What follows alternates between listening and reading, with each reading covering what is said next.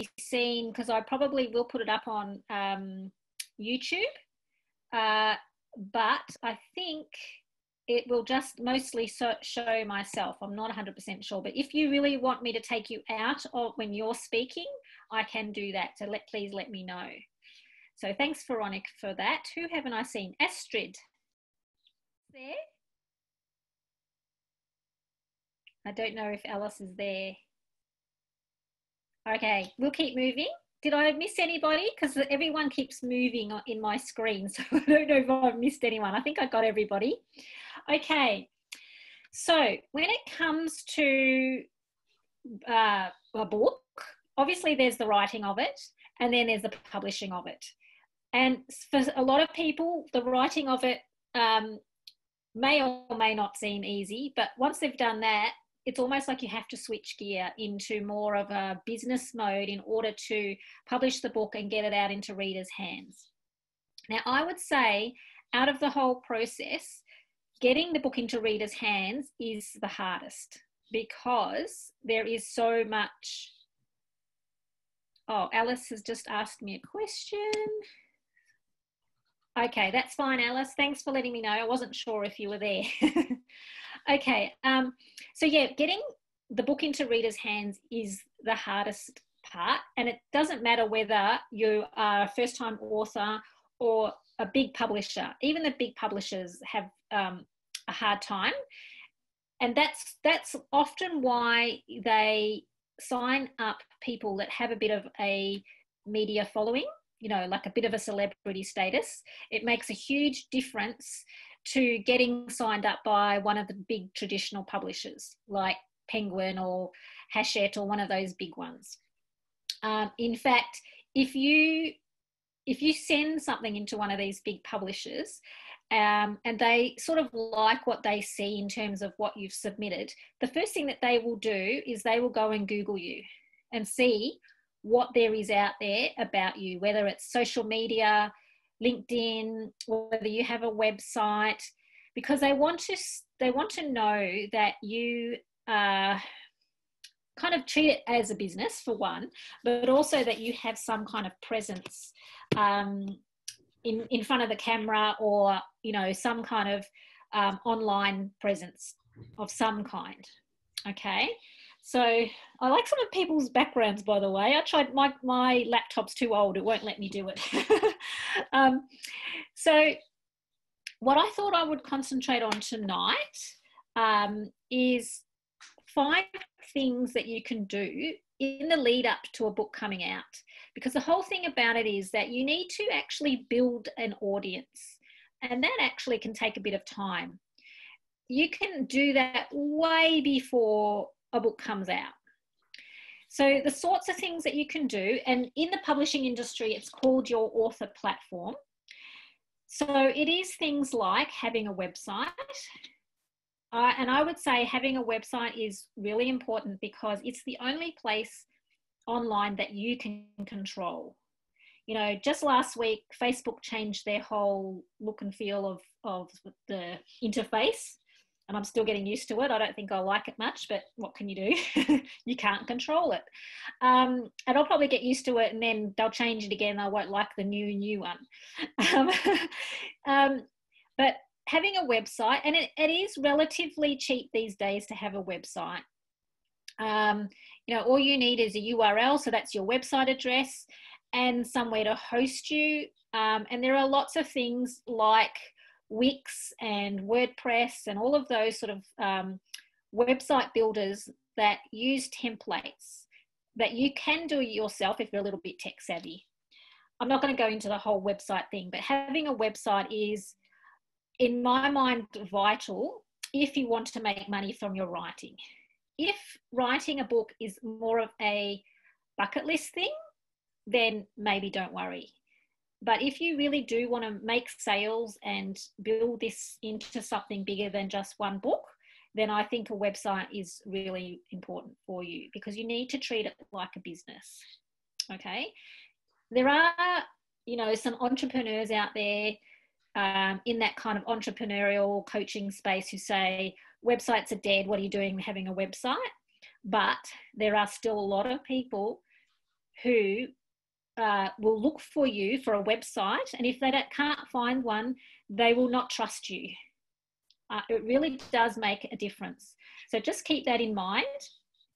So I'm just going to close the chat because I want to make sure I can see everybody. So a website is really important. And from your website is where you can cross-promote between social media and other things that are happening on the net. The places where you don't have as much control, but you can still reach lots of people. The publishing industry is changing so much at the moment. And I think for, indie publishers, which is what I consider everyone here is, people who are taking their publishing into their own control, under their own control. There are a lot of opportunities, which I think is actually quite exciting. So things like social media are something that you can use, and it's free, that you can really reach a lot of people. So it is a matter, not everyone is techno savvy, but it is really worth trying to learn a couple of social media platforms so that you can use them to your advantage. And I don't know that everyone considers YouTube a social media platform, but I do. And social media is one of the biggest ones. It's one of the most well-known and one of the biggest ones. And in my opinion, one of the reasons why is because it's visual. 60% of the population consumes things visually. They like to see things. So YouTube is something to really take advantage of. So if you don't already have a YouTube channel, I'm going to see if I can share my screen. I haven't done this before.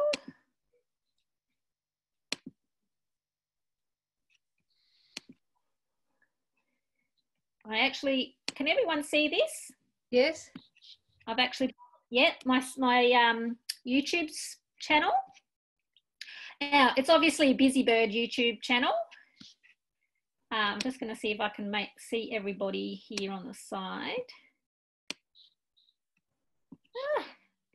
It works. Okay. So we have a YouTube channel, but we've had it for maybe, I don't know. Oh, that's going to start playing a video. I don't want that. Maybe 10 years we've had this channel. We only have 61 subscribers, which is actually pretty average. It's pretty crappy, actually. But we have, if I go into my channel and my videos, we have tons and tons and tons, all of our open mic nights and various interviews and what have you. And that's all stored there. And so I could actually share any of that to my social media page at any time. So it really is worth starting up your own YouTube channel, trying to get some subscribers. I could probably work a bit harder and get more than 62 subscribers. That would actually be beneficial to me. But you can do things like video yourself reading from your work. You could do interviews with people. You could talk to readers of your book and ask them about your book, sort of do little mini interviews. Anywhere that helps people get to know you is a really good thing to do. And you could do cross promotions with people. So, for instance, Terry, you could actually do, maybe an interview with someone from the industry behind, or some notable people around your book or around some of those cases. I don't know a lot about your book, but, you might be able to find people that you can interview that might be of interest to people who might then want to go and buy the book. Yeah, and I actually can't show my face. No, but you could do it. You could have yourself in the dark, or you could just be a voice and you could be talking to somebody, maybe something like that. So that's my first thing I was going to suggest to people, is that they have a YouTube channel and just slowly build on that. Now, I know that not everybody loves being on camera. In fact, I don't really love it myself. But as you'll see, I am on a lot of these videos because I've made it my mission to do it. So, we would do a weekly live. So a lot of these lives were on Facebook, and then we downloaded them off Facebook and then loaded them up into YouTube. So it means that we actually have a really good library of videos, and we could actually repurpose these in lots of different ways as well if we wanted to. So that's YouTube. That's one of my 5 suggestions. Number 2 is to create a list of hashtags. Does everyone know what hashtags are? I'm going to stop sharing this for a sec. How do I can't remember how to do that. I'll stop share. There we go. Does everyone know about hashtags? They're especially used on Instagram. And obviously, if you post something to Instagram and you have your Facebook account connected, then those hashtags are going to be in both areas. But also, if you're posting to things like LinkedIn or YouTube, you can use those same hashtags. And there are ways you can just go into Google and ask about common hashtags around certain topics, and you could actually come up with a list. So another thing that I would suggest is to create a list of hashtags that suit you and your book. So for instance, I have a book about walking across Spain on the Camino de Santiago. So it's like a travel log. So some hashtags around that are Camino de Santiago, Spain, walking, hiking. There's a big long list that I could make. Or if you think about my business, the sorts of hashtags that I have around my business might be, so hashtag writing, hashtag am writing, hashtag publishing, hashtag self-publish. So what I would recommend is you try and come up with a whole lot of hashtags that suit your book and maybe even what you do, the things that you like. So for instance, Michelle Endersby's book is about, it's like a fable set in a rose garden. So you could come up with lots of hashtags, Michelle, around roses and gardens and different little tidbits around roses. Or you could even talk about spring, or you could have colours or names of roses. I'm not picking on anyone. Do you find that translates to sales? I haven't found that doing it like that actually translates to people. This is the thing about social, sorry, I've got a runny nose here. Yeah. The thing about social media is nothing actually translates one for one to a sale. It's all about building a readership and building a tribe or a following, okay? So the more that you can bring people to see you, get in front of them, the more chances you are, like if you've got a hashtag and then say you do a video or something about your book, that hashtag is going to help with the algorithms and help get them in front of you. And so the more times that they see that you have a book, for instance, someone might see that you have a book one time, think, oh, that sounds good, I might buy that, and then they forget. They might see you a second time, they go, oh yeah, I must get that book, and then they forget. And then a third time you're in front of them talking about your book, they go, yes, I have to get that, I keep forgetting. So you have to think about the way humans think and how much stuff they have in front of them, and you just want to keep kind of pointing them in the right direction. Does that make sense? So yes, Veronica, you're right. It's not it will never give you a direct sale, but it will definitely keep people in your line of vision, if you like, or have you in their line of vision. I suppose what I'm trying to say is the hashtags, if the book is about like roses, not necessarily putting, I don't know, I think it's a little bit more specific than that, like in order to attract the right people to it. Yeah, so what you want to know is the people who are going to like your sort of book, what else might they like? So you might put some of those other hashtags in as well. The thing about it is, and what I think a lot of people don't realise, if you put something up on Facebook, you think everyone's seeing it, but so few people actually see it. So, for instance, if I have liked or commented on a whole lot of stuff that has a hashtag roses, for instance, then anytime that hashtag comes up on Instagram or Facebook or something in the future, it is actually going to come up in my feed more often. So it's about trying to be in front of your audience as much as possible. So you really do need to know who your audience is as well. Does that make sense? Yeah?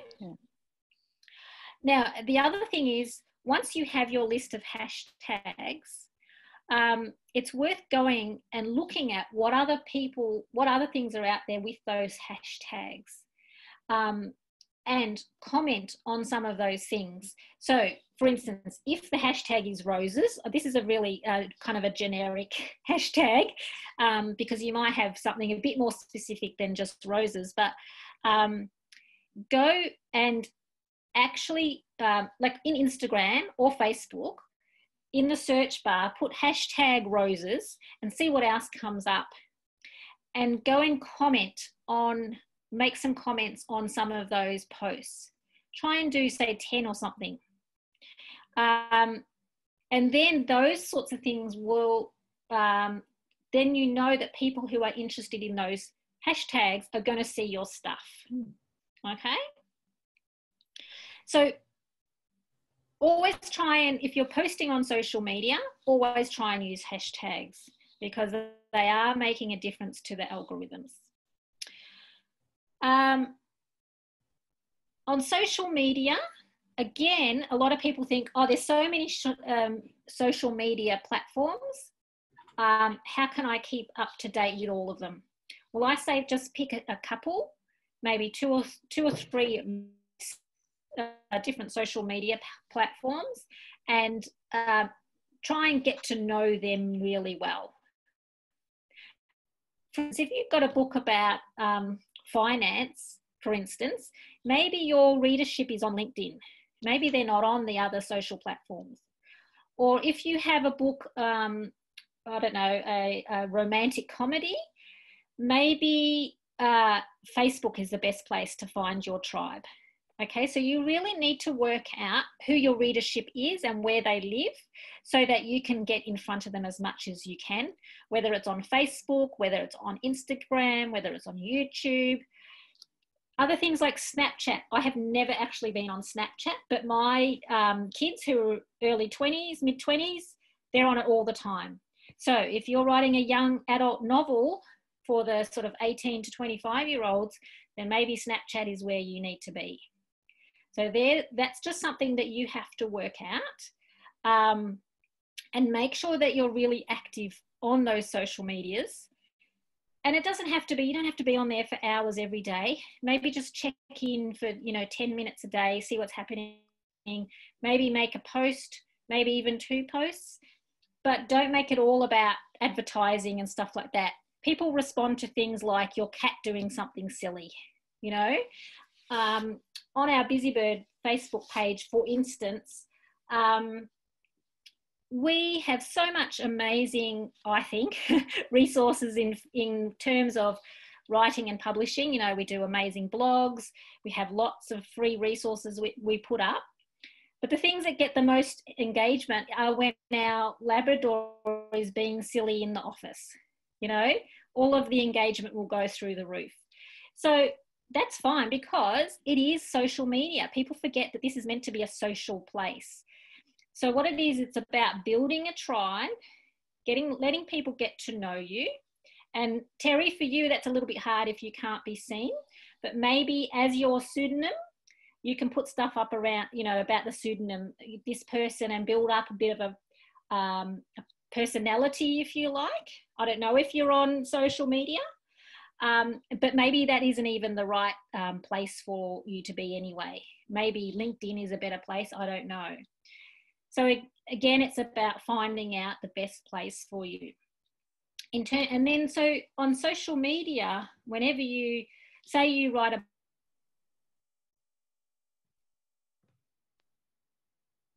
site, you can then cross promote it onto your social media. Because the good thing about social media is you can tell people about your book and then send them back to your website. As much traffic as you can get going to your website, the better, because that is essentially your shop front. And as I said, the place that only you can control. So the more traffic that you can get back to your website, the better. In terms of social media, it is just about, and you know, a lot of people say, oh, I don't want to be on Facebook because I don't like sharing my personal life. You don't have to do that. You can do little bits of your life, you know, like we share stuff about our silly Labrador, but we don't put family shots up, and we don't know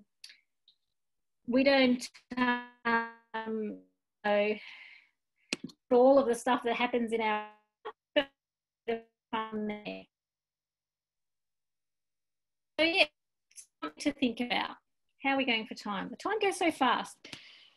Now, I think it was Terry, mentioned Goodreads. Was it you, Terry? Yeah. Not sure who it was, but I'm going to share the screen again to show you Goodreads. Hopefully I can get it to work.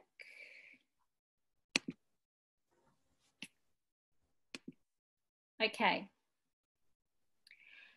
The best way to sell a book is through reader recommendation.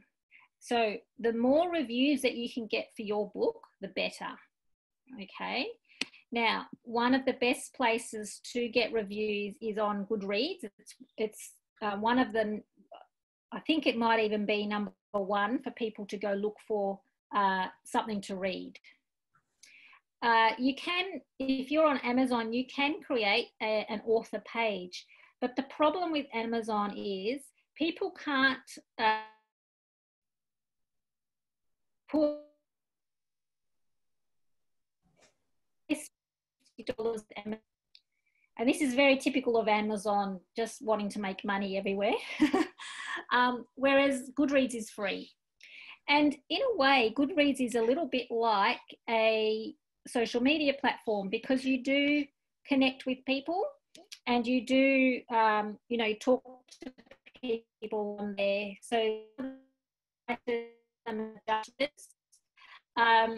it's about building a profile, because the aim is for you to be Googled and you to be found all over the place. So on Goodreads, on a social and other social media platforms, as well as a website.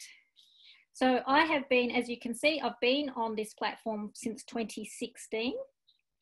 I only like maybe last week or the week before, finally got through to the Goodreads people to claim my books online. So you can't actually claim books on Goodreads until it's been published, because what happens is the books have to be selling online in order for it to be seen by Goodreads. But as you can see, I have 3 books here. I do have other books, but they're not selling online because they're older books.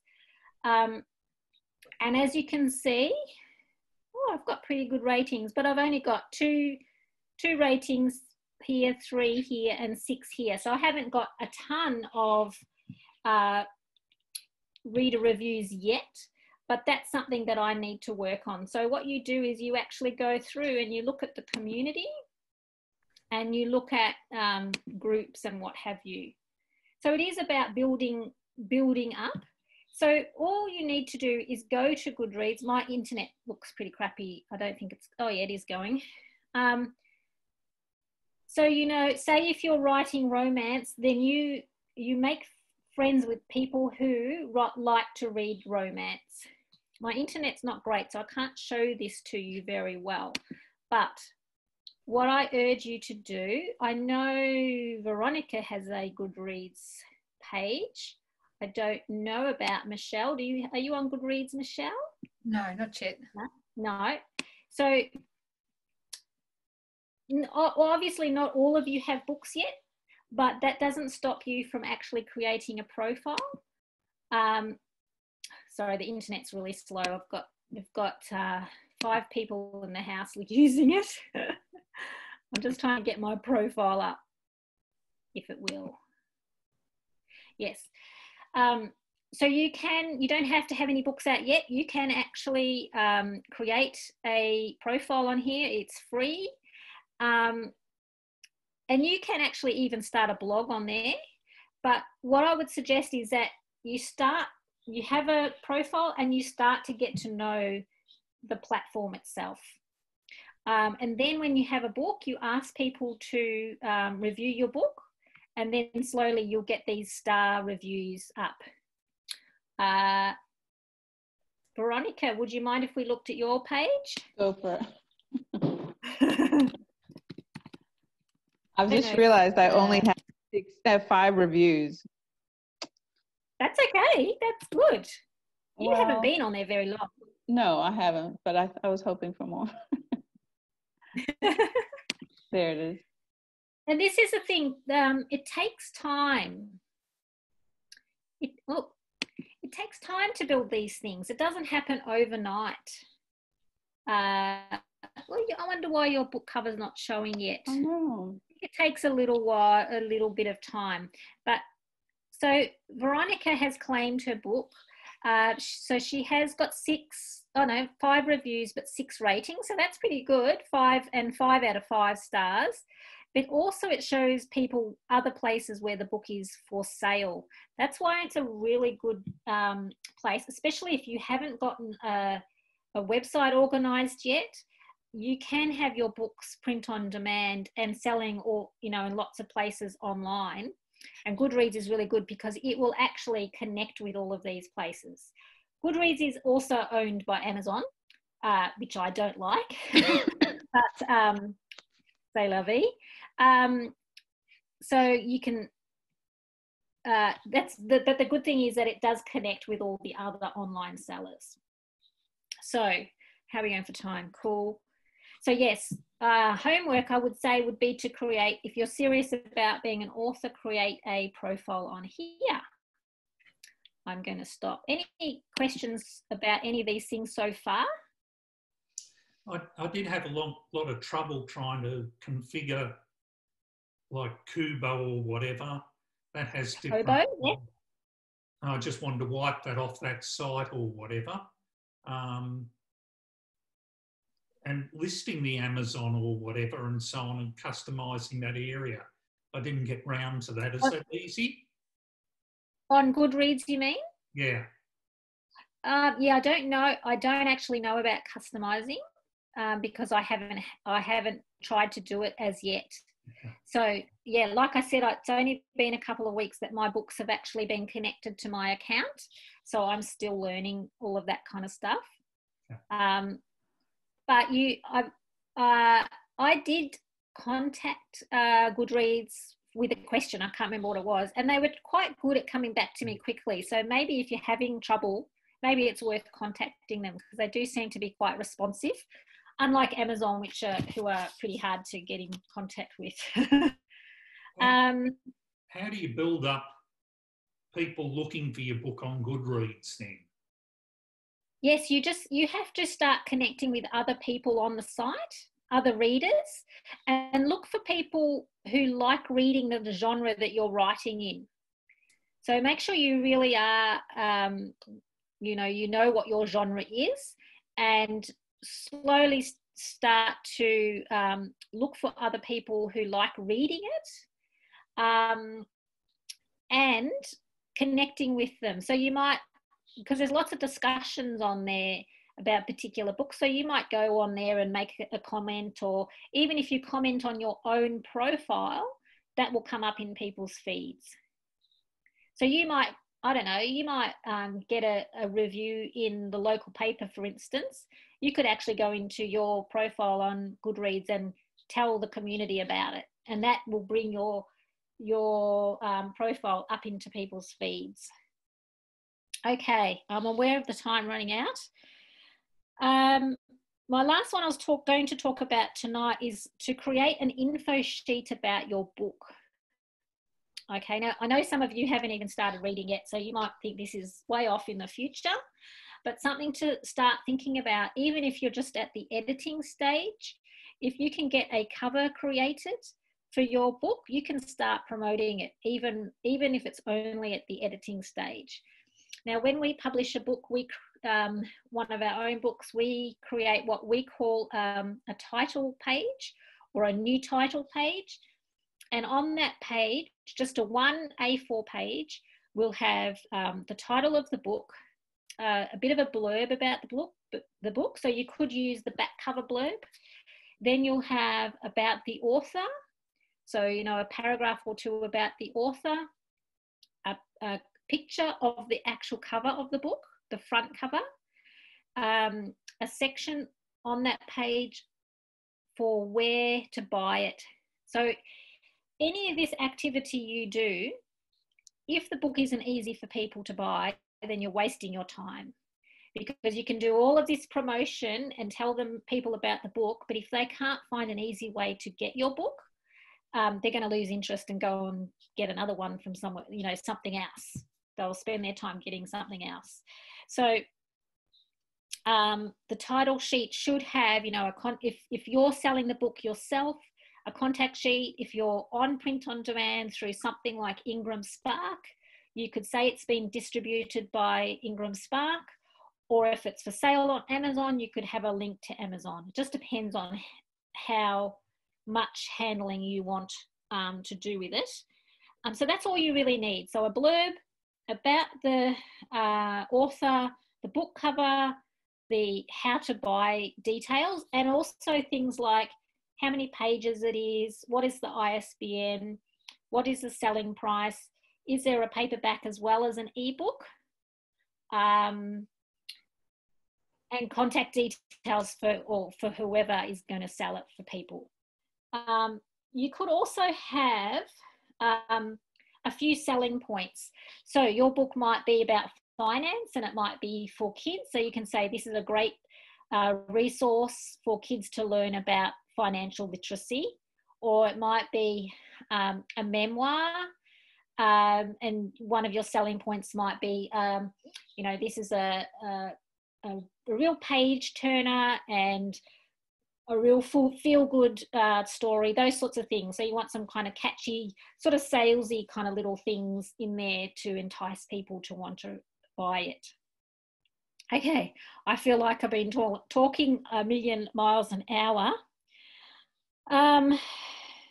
In terms of, maybe I'll just open the floor to questions for the last 5 minutes.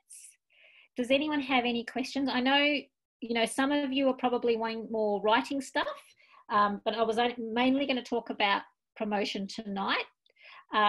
Maybe next month I will do some more writing information. But does anyone have any questions about writing or promotion or publishing for tonight? I guess with the website, if it is just a one-off book, you wouldn't have a website about yourself, would you? Would it be a website about the book, or what would you put on the website if it's just sort of a one-off book? You could do it about yourself. Really, when it comes to books, it is about branding yourself. So it is good to have, you know, have the book, because then you have then if you do another book, you're not stuck to just that one title. But I guess it's about deciding how far you want to go with this book. As I said, for some people, it's just more almost a bucket list thing where they go, I just want to do a book, see where it goes, and I'm not too fussed about how much it sells. But if you are really serious, then yes, even if it's only one book, I would definitely have the website, and I would have it under your own name rather than just the book name. unless the book has, for instance, Veronica, her book is called Happily Made, but she also has a not-for-profit called Happily Made. So that goes under the one umbrella. So that, am I right? That is called Happily Made. Am I right, Veronica? Yeah. Yeah. Yeah. So, you know, that works for Veronica because the book and the business is kind of the same, under the same umbrella. So that's just, I guess, a decision to make for yourself. Yeah. Okay. And what did you said ISBN? What's that stand for? Oh, yes. So an ISBN, I've got lots of books here. So ISBN stands for International Standard Book Number. And it's the little book, I don't know if you can see that. You know, your little number here on the barcode. So when you publish a book, you register an ISBN and it's recognised worldwide, hence the name International Standard Book Number. When you register it, it does make it a legal document. So you need to lodge a copy of the actual printed book with the National Library of your country and the state library from the state that you live in. Now, to publish a book, you don't have to have an ISBN. There's no rules about that. But if you want to sell it online and have it in libraries and what have you, then you do need to get one. Okay. Any other questions? Thanks, Michael. No? Too late at night? How do you find the sales go over time and so on? Like you said, it Over often time? takes a long time to take off. Yeah, see, the thing about promotion, when you've written and published a book, obviously when it first comes out, there's going to be a bit of a flurry of activity because you might, maybe not now because of COVID, but normally you would have a launch. So there would be a flurry of activity when a book comes out. You might get a bit of media, like you might get in the local paper or you might get a radio interview or something. And so you will get a flurry then. Then you might think, oh, I'm pretty stuffed after all of that. I can't be bothered doing any more promotion. So you might not do anything for a month or 2 months. And so the sales will go down a little bit. But the good thing about publishing, if you self-publish especially, the promotion and the selling of it can go on for as long as you want it to. Unlike if you're traditionally published with, Penguin, or I only say Penguin because everyone knows who Penguin is. Say if you're published with Penguin, if the sales aren't decent in the first couple of months, it tends to get shelved because they move on to the next book. So yes, there's a limited lifespan there, but if you've published it yourself, there's no reason why you can't keep going on forever if the book is still relevant. So yeah, it really depends on the activity that you have behind it in terms of getting out the information in front of people. It is hard though, Terry, when you have a pseudonym, which I'm guessing that you have found that to be a bit of the case. Yeah, look, I run a Facebook page. I'm pretty slack with the LinkedIn. So I've got a LinkedIn profile. I've got a caricature of my face, which is what I use. Yeah. I've got a fair bit of a following. The websites, if I could convert everyone that's registered on my website into sales, I'd be happy. But it just doesn't translate that way. No. And this is where you have to keep engaging with people who follow you so that they are interested in what you're talking about. And maybe you can do every now and again, have a little giveaway or something where you ask people to share information that you are asking them to share in exchange for something. Like you could have a giveaway of your book or a giveaway of something else, and that gets people a little bit interested. Yeah. But it is, it's something that you just have to keep working at. Yeah, when you look at the book economics and so on, by the time you print and post and so on, you might make $10 a book. It's Yep. pretty hard yakka to make sufficient funds, though. You know, if you're It is, yes. Yep, and that's where it's really worthwhile getting some media coverage. So if you were to write up a media release and send that out and try and get something on, you know, if you could get on a current affair or the morning show or one of those, which in my mind, I know you can't be seen, but I'm sure that they would find a way to do it. They'd show you in the dark. It's always very mysterious. If you could get on something like that, you'd be amazed at how the sales would shoot up. Yeah. No, I appeared on a current affair some 5 or 6 years ago because I've been doing this with lobbying, speaking in Parliament, a few other odds and ends.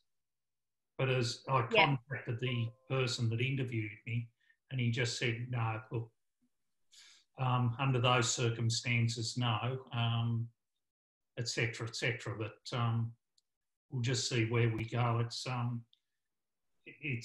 I'm finding very hard. You said earlier, celebrity endorsement or something like that. I tried that sort of. Yeah, it does help. Anywhere. Further hints on that? No, it's pretty tricky. Sometimes it's just a matter of who you know. Or if it accidentally gets into somebody's hands and they feel like it has a message that they want to share, then you're lucky. But yeah, it is tricky. Yeah. Any other questions? No? I know it's getting late at night and probably everyone's been staring at a computer most of the day, like me. So thank you. I think I'll wrap it up. Thank you for coming on the call tonight. It's been great to see everyone. As I said, if you have questions, feel free to email me. So my email address, if you don't know it, is just Blaise, BLAISE, @busybird.com.au. You can email me with questions, and I can answer them in email, but I can also bring them into this chat room next month and talk about it more at length as well. But I hope you all take away something tonight to help you. Promotion and marketing is something that you just have to be doing continuously in order to make sales. Getting in front of people is probably the best way. So if you can do live videos or YouTube things or get on other people's live videos, that is going to go a long way to getting in front of people. They don't always result in direct sales as such, but it's about getting in front of people so that they know your book exists. And eventually, you know, and sometimes it does take 2 or 3 times to remind people that it does exist before they'll buy it. And, you know, one day when we can all have launches, that will be fantastic because we'll be able to do author talks and library talks and all of those sorts of things. Hopefully sooner than later. Okay, so I better stop recording.